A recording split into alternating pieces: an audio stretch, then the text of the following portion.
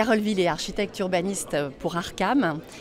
Je travaille sur la ville de Calais depuis 10 ans maintenant et on travaille avec la municipalité à recoudre les morceaux de ce territoire qui est donc la porte de l'Angleterre puisque c'est le premier port de voyageurs français, deuxième port au niveau européen et donc il y a un flux de tourisme qui est vraiment très intéressant sur un magnifique territoire avec le Cap Blanc-Nez qui a été cité grand site national. On travaille donc sur la ville pour valoriser son patrimoine et aussi recoudre les différents quartiers qui se sont développés de façon assez morcelée puisque c'est une ville d'eau, donc il y a des canaux qui coupent la ville et le rail qui vient desservir le port. Donc on travaille sur les coutures urbaines pour renouer les quartiers, on en profite pour créer des écoquartiers très valorisants, très verts, sur le développement durable. On en profite pour faire du renouvellement urbain avec les quartiers les plus paupérisés qu'on revalorise avec des espaces publics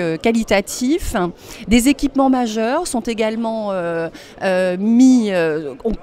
en place, donc sont en cours de construction, des gymnases, des salles de spectacle, une école d'art qui vient de s'implanter de façon assez magistrale en plein centre-ville, à côté du théâtre et à côté d'un grand centre de ville.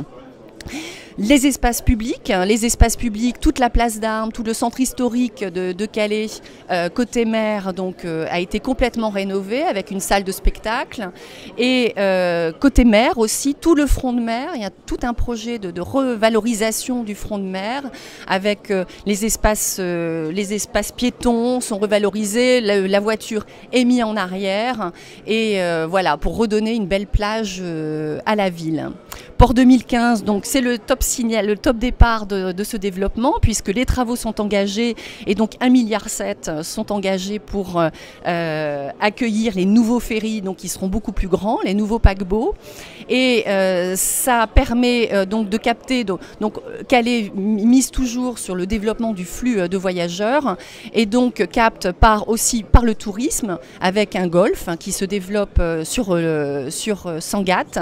et puis Heroic Land avec donc un parc d'attractions qui va arriver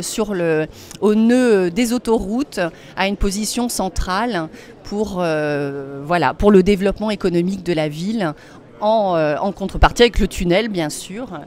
qui fonctionne très très bien et qui permet donc la liaison avec la Grande-Bretagne.